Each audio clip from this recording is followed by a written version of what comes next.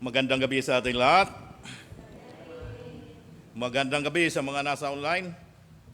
Muli, Merkulis ng gabi, gabi ng ating pananambahan. Magandang ating panahon. Ang hindi lamang maganda ang sitwasyon ng ating enerhiya. Tayo kinakapos na. Balit tayo maging matatag dahil mayroon tayong Panginoon. Sa ating pagpapatuloy, inanyayahan ko kayong tumayo sa ating panalangin. Tayo manalangin. Panginoon Diyos na makapangyarihan sa lahat, salamat po sa pag-ibig at pagkalinga. Iniligtas ninyo kami sa kapahamakan. Salamat sa kaligtasan. Tunay kayo ang Diyos na makatarungan at mahabagin. Kami muli sama-sama dudulog sa inyong dakilang trono. Nawa pangunahan kami ng banal na Espiritu. Kayo ang kumilos sa aming kalagitnaan. Bigyan ninyo kami ng kaunawaan upang mabigay kaluguran sa inyong puso ang aming pagsamba. Patawarin po ninyo kami sa aming mga kasalanan, linisin sa karumihan. Pagkalubhan po ninyo ng husay at talino ang mga gaganap sa gawain. Ang mga kapatiran patungo pa rito, inyo pong ingatan. Ito pong aming dalangin sa pangalan ng Panginoon Hesus. Amen. Manatiling nakatayo sa pag-awit. Tayo po yung umawit sa ating Panginoon at when we all get to heaven.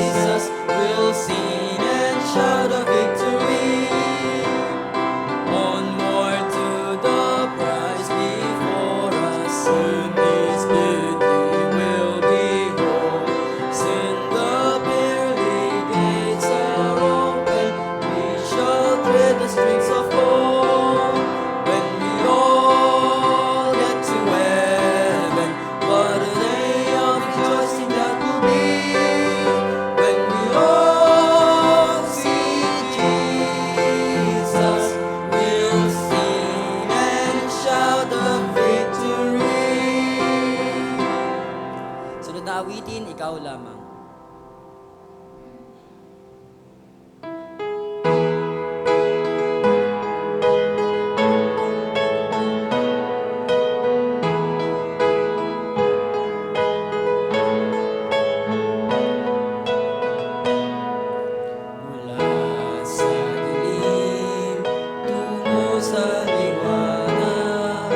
Ikaw, Jesus, ang nagbigay pag-asa.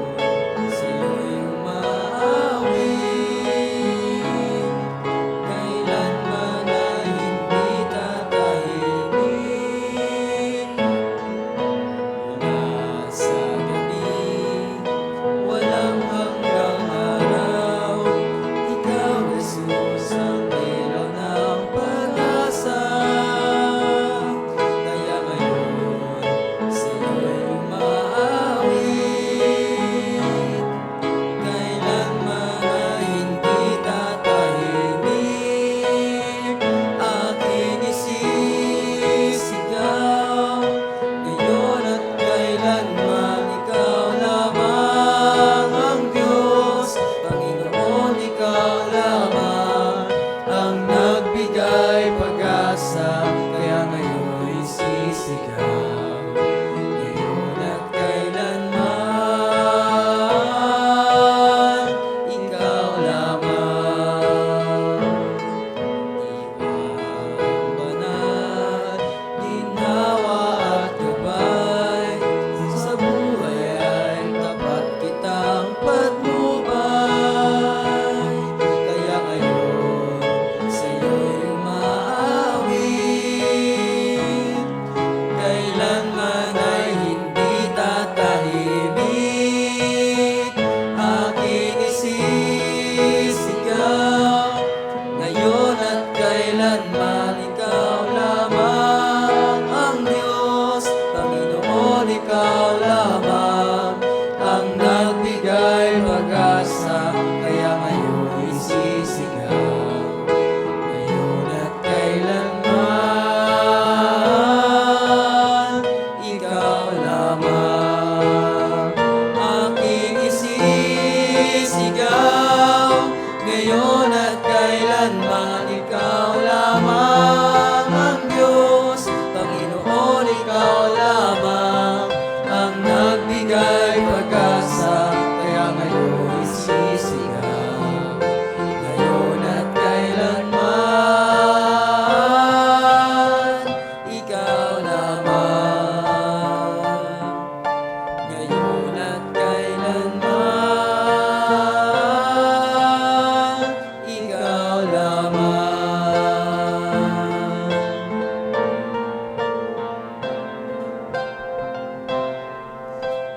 At tayo naman po'y magkamustahan habang inaawit ang God's Wonderful People. I love the thrill that I feel when I get together with God's wonderful people. Love the thrill that I feel when I get together with God's wonderful people. What a sight just to see all the happy faces, praising God in heavenly places. What a thrill that I feel when I get together with God's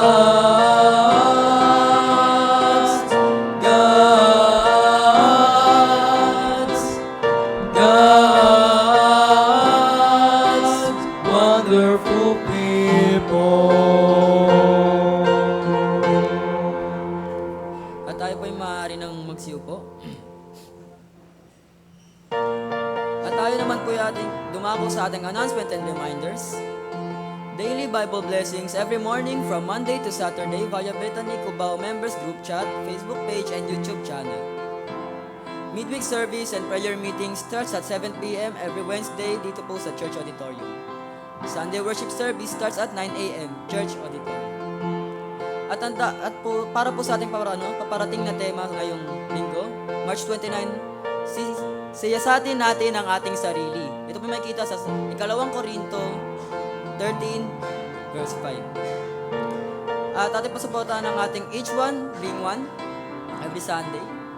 Adult Sunday School class every Sunday, 3 p.m. at Begonia Room. Lord's Supper every last Sunday of the month after Adult Sunday School class. Weekly worship service at Kamarin Caloocan every Friday. Home Bible study San Mateo Rizal every Saturday. And worship service po sa Taytay Rizal every Saturday. Taytay Ministry, house-to-house Bible studies and dinner fellowship every Tuesday. Goyi Cubao weekly activities, Bible study every Wednesday and Saturday, BKBC and tract distribution every Saturday. First time visitor Sunday, March 29, 2026, every last Sunday of the month. At para po sa ating paparating na Worship Camp 2026 na magsisimula po sa April 2 to 3, ang registration fee po is 250 pesos. Payment deadline po sa April 1. At para po sa concerns and questions, ang registration po is kay Sis Lois at sa payment po is for Brother Stanley.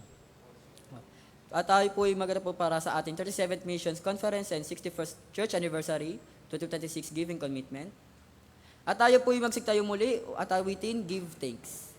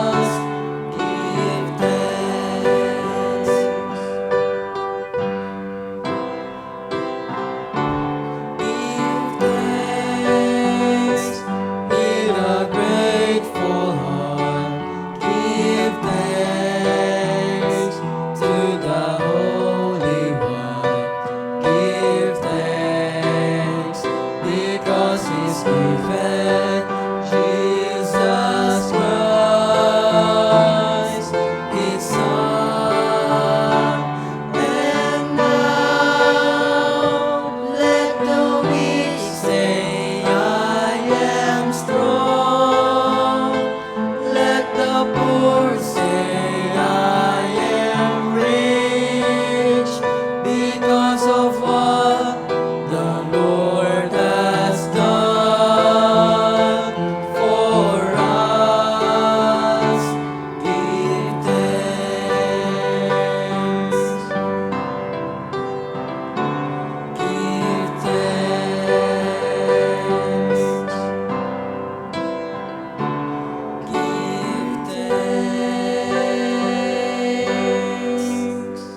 At maaari na po tayo magsiupo. Atin naman po tawagin para po sa preaching si Brother Renato Alegra. Muli magandang gabi sa ating lahat. Magandang gabi sa mga nasa online. Ang pamagat po ng ating mensahe ngayong gabi at ang digmaan ng mga kaharian.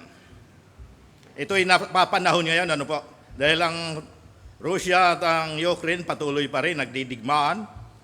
Ito naman yung kailan lamang ang Iran at US.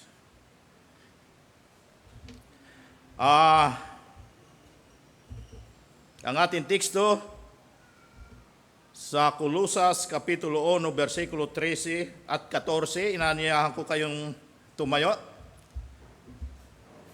Sabay-sabay natin basahin ang ating teksto sa Colosas Kapitulo 1, versikulo 13 at 14. Handa, basa. Iniligtas niya tayo sa kapangyarihan ng kadiliman at inilipat sa kaharian ng kanyang minamahal na anak. 14, na nagpalaya at nagdulot sa atin ng kapatawaran sa atin mga kasalanan. Pagpalain nawa tayo ng Panginoon sa pagbasa ng Biblia. Tayo muna manalangin.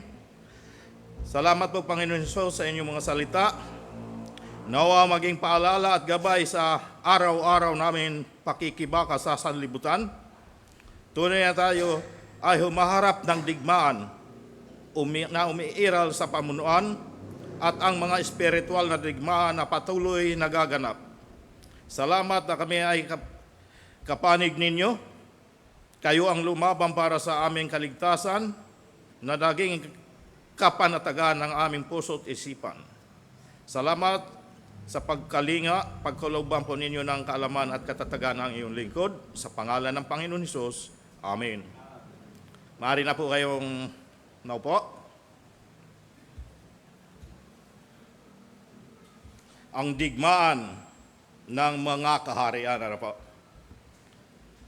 Maring kapag naririnig natin ang digmaan, salitang digmaan, madalas natin naiisip yung putukan, pagkawasak, patayan, krimen, at takot. Yun po ang nasa isip natin. Ano po? Ngunit may digmaan na mas tahimik, mas personal, at mas mapanganib. Isang digmaan hindi nakikita ng mata, ngunit araw-araw na nararanasan ng kaluluwa. Ito ay digmaan ng dalawang kaharian. Ang kaharian ng kadiliman at ang kaharian ng liwanag. Ayon sa ating teksto, ang Kristiyano ay hindi basta nanonood sa digmaan ito. Hindi lang basta audience, ano po. Siya ay iniligtas, inilipat, at isinama sa panig ni Kristo. Kaya ang tanong, kaninong kaharian ang atin kinabibilangan at ipinakikita sa atin pamumuhay? Makikita po sa ating pamumuhay kung saan tayo kapanig. Ano po? Mayroon po tayo dalawang bahagi sa ating teksto. Ang ating unang bahagi, tayo ay wala na sa kaharian ng kadiliman. Ano po? Ang mga Kristiyano ay nasa panig na ni Kristo. Ang Kristiyano ay may malinaw na nakaraan. Isang kaharian ating pinanggalingan. Ang pagkaunawa sa kaharian ng kadiliman ay mahalaga. Ano po? Upang mas maunawaan natin ang lalim ng ang pagliligtas ng Diyos.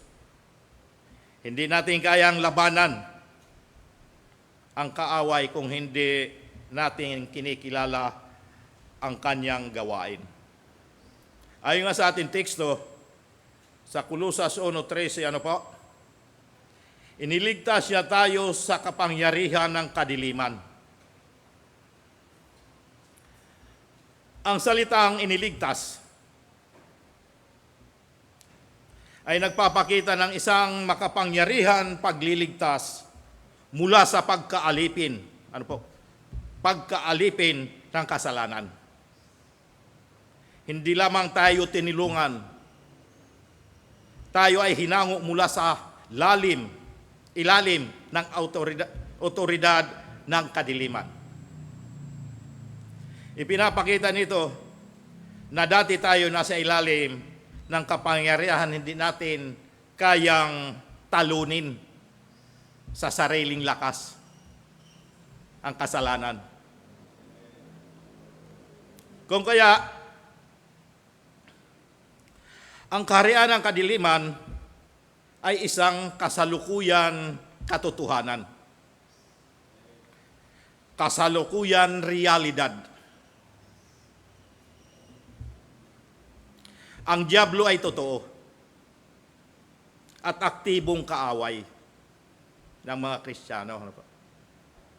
Hindi katang-isip ang diablo, kundi isang personal at tusong kaaway. Ang isa sa pinakamabisang panlilinlang ng diablo ay ang paniwalain ang tao na hindi siya umiiral o hindi totoo. Kapag hindi natin kinikilala ang kaaway, mas madali tayong mapahamak sa digmaan. Magiging talunan o bihag. Kaya sinasabi tayo ay may digmaan espiritual. Opo, ayon nga sa Efeso Kapitulo 6:12.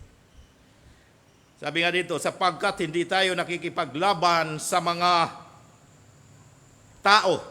Hindi tao ang kalaban natin, kundi sa mga pinuno, sa mga makapangyarihan at sa mga tagapamahala ng kadiliman. Umiiral sa sanlibutan ito. Ang mga hukbong espiritual ng kasamaan sa himpapawid. Yan po ang kalaban natin. Hindi bansa o hindi tao. Ang laban ng Kristiyano ay hindi laban ng laman at dugo, kundi laban sa makapangyarihan espiritual. At ayon kay G. Grecian Machine, sa Tagalog, imposible na maging tunay na sundalo ni Hesukristo at hindi lumaban. May kalaban ang mga Kristiyano. Laging nariyan ang mga kalaban. Kaya huwag kampante, magpalakas at magpakatalino upang hindi tayo talunin ng kalaban diablo. Ang pagiging kay Kristo ay nangangahulugan pakikibaka. Ang pananampalataya ay hindi tahimik na pamumuhay, kundi isang buhay na may paninindigan. At ano ang ginawa ng pwersa ng mga kadiliman? Ang ginawa ng pwersa ng kadiliman, binulag ang mga diligtas. Ganong kasama, katuso ang diablo. Binulag upang hindi makita ang Ebanghelyo. Ayon nga sa pangalawang Korinto, Kapitulo 4, 3 at 4, sabi nga dito, kung may tabing pa ang magandang balita ang ipinapahayag namin, ito'y natatabingan lamang para sa mga napapahamak. Ayun. Natatabingan lamang, hindi nakikita ng mga napapahamak. Kaya hindi makita, ano po? Sa 4 sabi dito, hindi sila sumasampalataya sapagkat ang kanilang isip ay binulag ng Diyos ng kasamaan sa daigdig na ito. Hindi Diyos ng langit, kundi kasamaan. Si Satanas ang bumulag upang hindi nila makita ang liwanag ng magandang balita tungkol sa kaluwalhatian ni Kristo na siyang larawan ng Diyos. Kung kaya dapat silang unawain ang mga diligtas. Dahil hindi nila alam.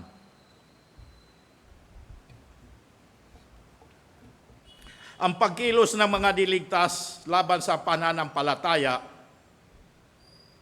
ay hindi laging bunga ng sadyang kasamaan, kundi ng espiritual na pagkabulag. Ayon nga sa ating binasang teksto sa pangalawang Korinto 4:4, ang Diyos ng sanlibutan ito, si Satanas, ang bumulag sa kanilang isipan upang hindi makita ang liwanag ng Ebanghelyo. Hindi Diyos ng langit ang bumulag. Kaya ang tamang tugon ng mga Kristiyano ay hindi galit sa mga hindi ligtas, kundi malasakit. Sapagkat ang binulag ay hindi ganap nakakaunawa ng kanyang ginagawa.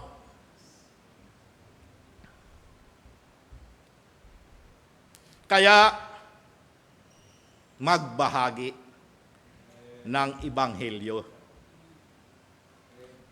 upang maalis ang pagkabulag at maligtas.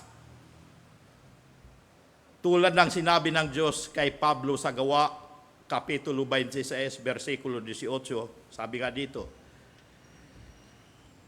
isusugo kita sa mga taong iyon upang imulat, dahil mga bulag, imulat ang kanilang mga mata upang makakita, ibalik sila sa kaliwanagan mula sa kadiliman. Iligtas sila sa kapangyarihan ni Satanas. Bihag sila ni Satanas at ibalik sa Diyos.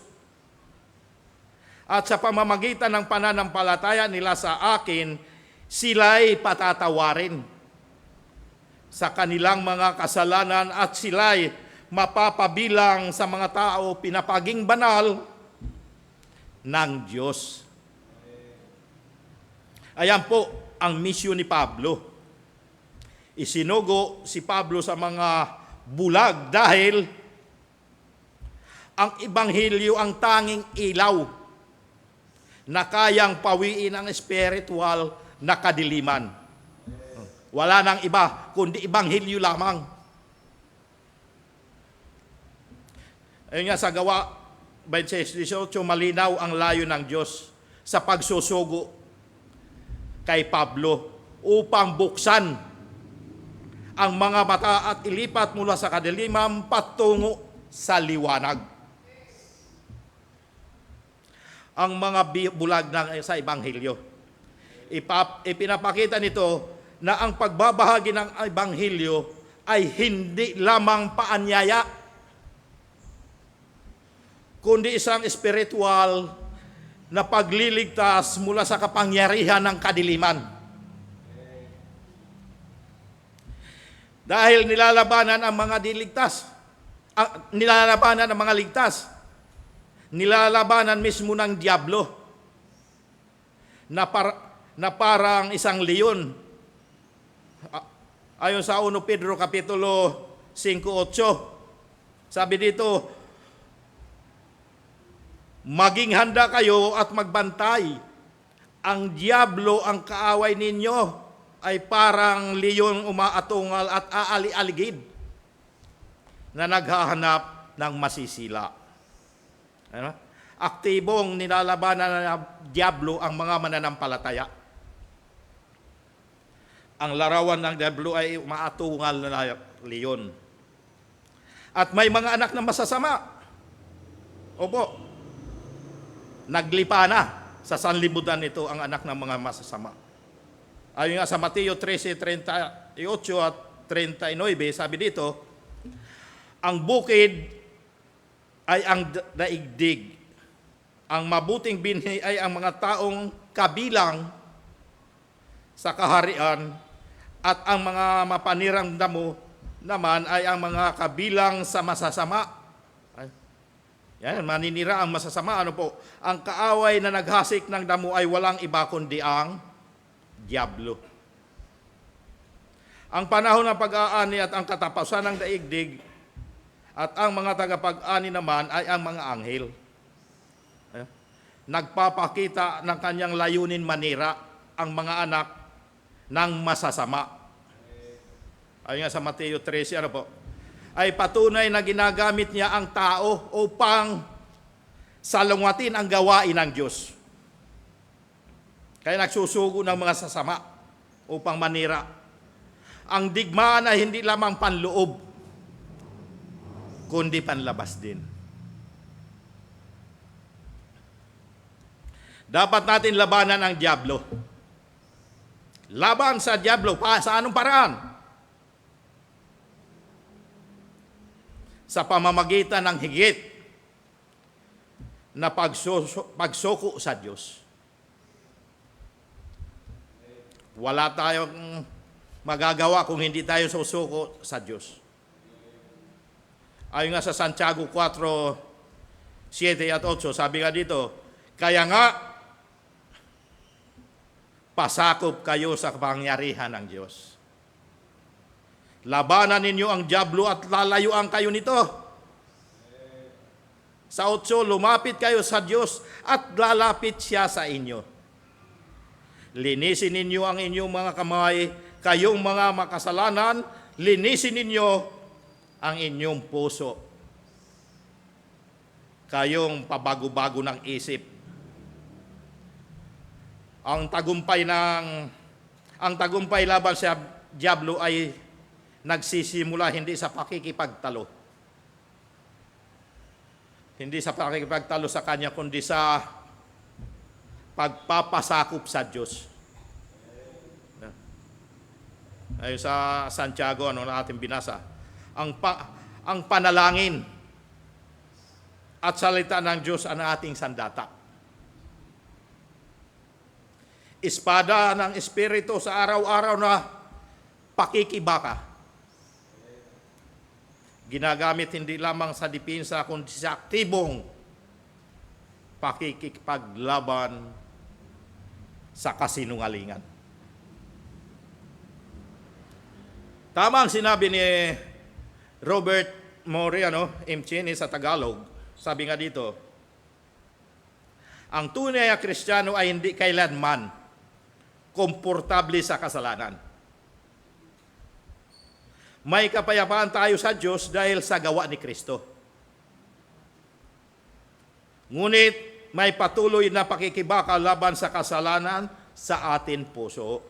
Ayun po. Ang kawalan ng digmaan laban sa kasalanan ay hindi tanda ng kapanatagan, kundi maaring tanda ng spiritual na pagkatalo. Kaya hindi dapat pakuya-kuya-akoy lamang. Ano po? Ang ating pangalawang bahagi, tayo ay nasa kaharian na ni Kristo. Tayo ay nasa kaharian na ni Kristo, wala na dapat tayong katatakutan sa digmaan na nasa mabuting pinuno tayo. Nasa panig tayo ng mabuting pinuno.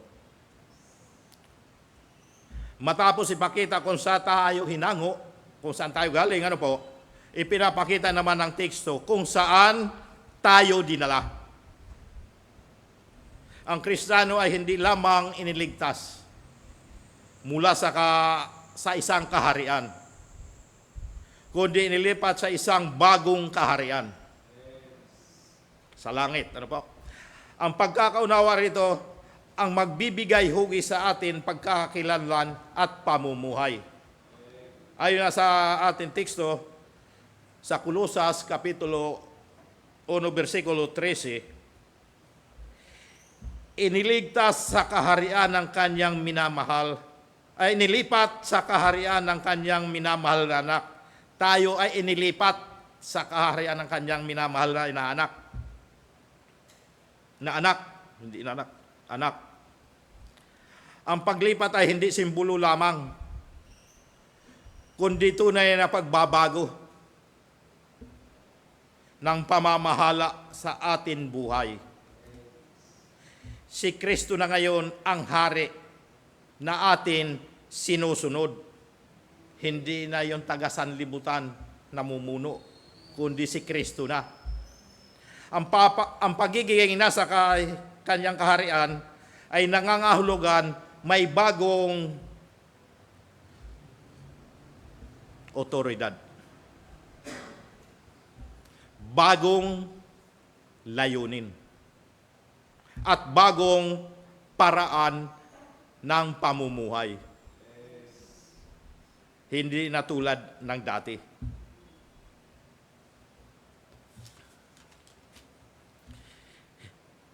Hindi kaharian hinaharap, Hindi kaharian hinaharap o sa ibang lugar, kundi kaharian dito sa lupa. Kundi kaharian dito at sa kasalukuyan. Ito ang binanggit sa Juan Kapitulo 3, versikulo 3 hanggang 5. Sabi nga dito, sumagot si Jesus sa tanong ni Nicodemo, pakatandaan mo, maliban ipanganak na muli ang isang tao, hindi niya makikita ang paghahari ng Diyos. Kaya kailangan ipanganak talaga. Sa 4, paano may panganak pa muli ang isang taong matanda na? Makakapasok pa ba siya sa sinapupunan ng kanyang ina para muling isilang? Tanong ni Nicodemo.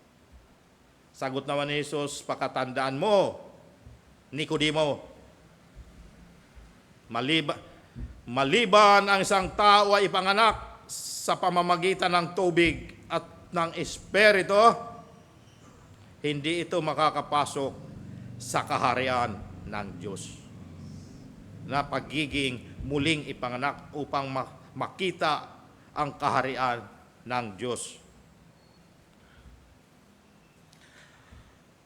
Ang bagong kapanganakan ang pintuan ng kaharian ng Diyos. Hindi ito ipinangako lamang sa mga hinaharap, kundi realidad ngayon. Ang Kristiyano ay nabubuhay na bilang mamamayan ng kaharian kahit nasa gitna ng mundong may dilim, usan-libutan na babalot ng kasalanan.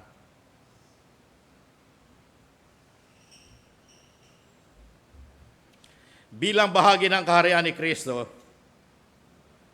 tayo ay pinalaya at pinatawad sa atin mga kasalanan. Ayon nga sa ating teksto sa Kolosas 1:14, sabi na dito, na nagpalaya at nagdulot sa atin kapatawaran sa atin mga kasalanan. Ang kalayaan at kapatawaran ang pundasyon ng ating bagong buhay. Hindi lamang tinanggal ang parusa ng kasalanan, kundi winasak ang tanikala nito. Ang pamumuhay sa kaharian ni Kristo ay pamumuhay na malaya, ngunit malayang sumunod sa hari. Sa hari tayo susunod. Hindi nagpapasaway. Paano ipakikita ang ating paglipat ng kaharian? Paano?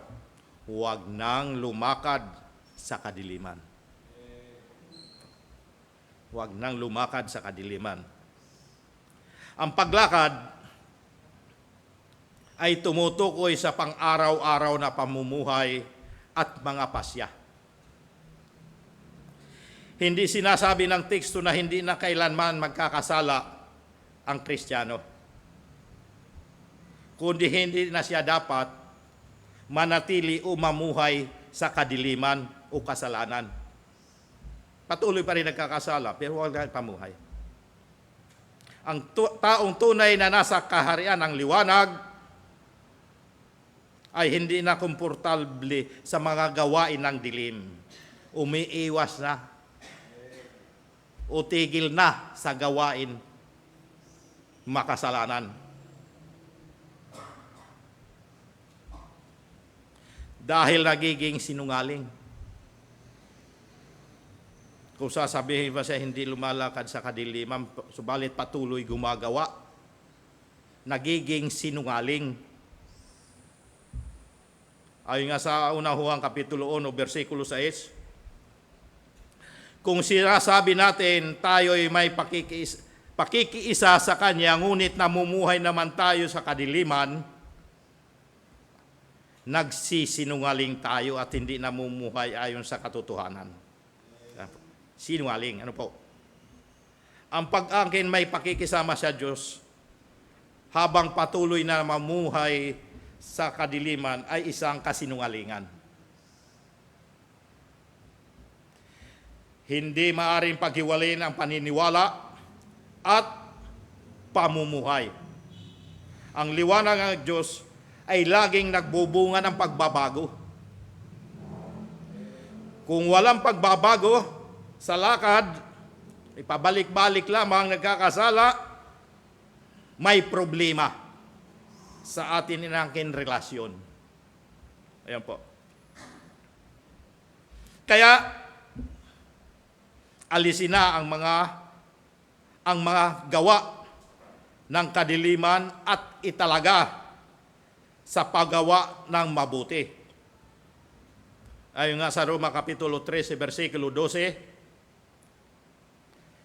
namamaalam na ang gabi at malapit ng lumiwanag. Layuan na natin ang lahat ng masasamang gawain at italaga natin ang sarili sa paggawa ng mabuti. Ang panawagan ni Pablo ay aktibo. Ano po? Aktibo ito. Hubarin ang gawa ng kadiliman at isuot ang sandata ng liwanag.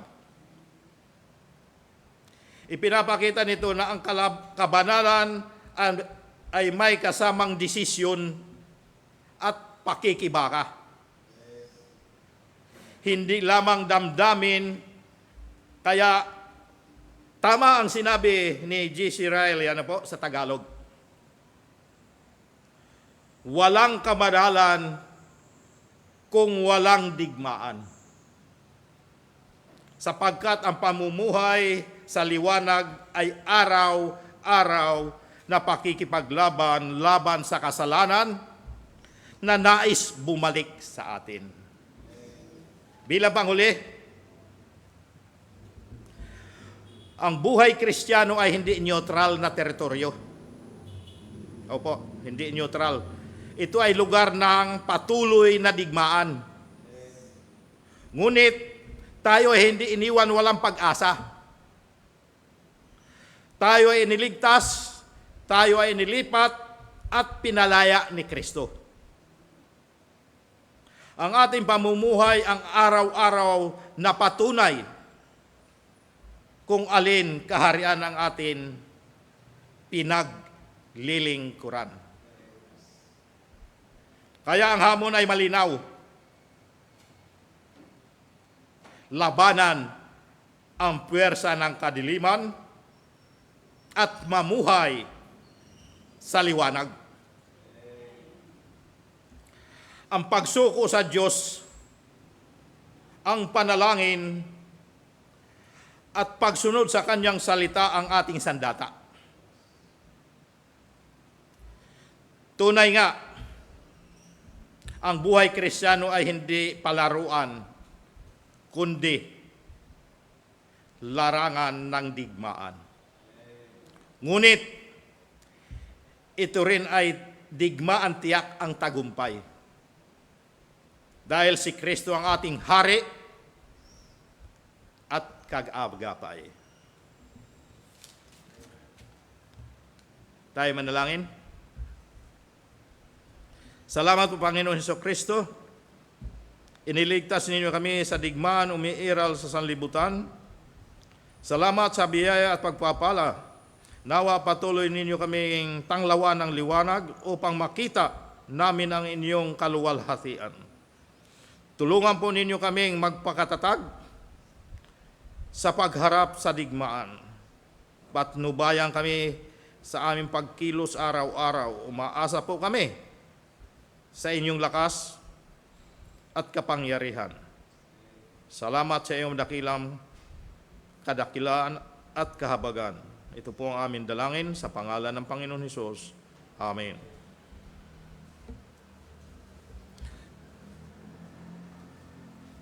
Sa ating pagbibigayan, ayon nga sa pangalawang Korinto, Kapitulo 8, versikulo 2 at 3, sabi nga, kung paanong sa maraming pagsubok sa kapighatian, ang kasaganaan ng kanilang katuwaan at ang kanilang malabis,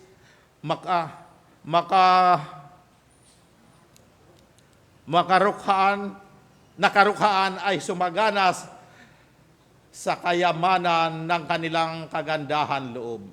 Sa 3, sapagkat ayon sa kanilang kaya ay nagpatotoo ako at higit pa sa kanilang kaya ay nagsiabuloy sila sa sariling kalooban. Ibigay po natin sa Diyos ang pinakamahusay na handog. Tayo manalangin. Salamat Panginoon Hesus sa kaligtasan niyong pinagkaloob. Salamat sa pag-iingat niyo sa amin araw-araw. Nawa pangunahan ninyo kami sa aming pagbibigayan. Hipuin mo ang puso na magbigay na may pag-ibig at kagalakan. Ito pong aming dalangin sa pangalan ng Panginoon Hesus. Amen.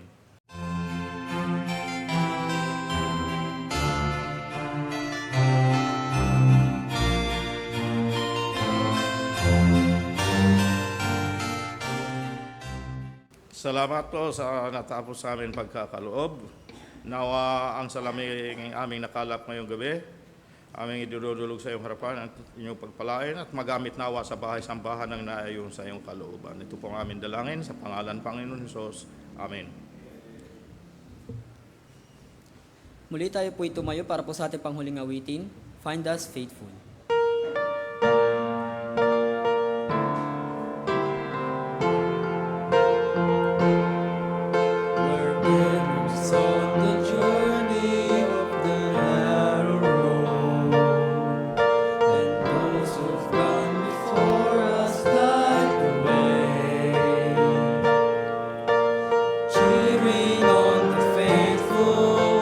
Encouraging the weary, their life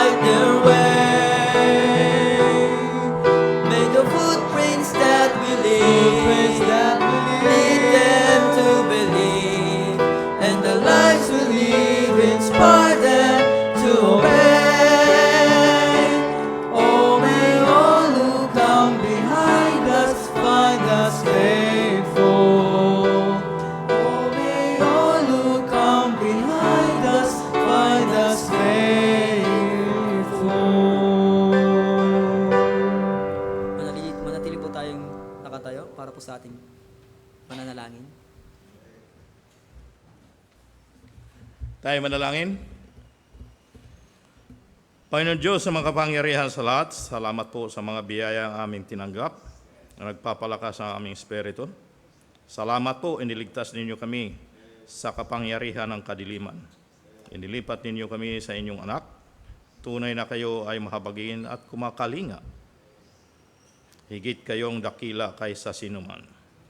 Tulungan po ninyo kaming labanan ang puwersa ng kadiliman at mamuhay sa liwanag. Umaasa kami sa inyong lakas.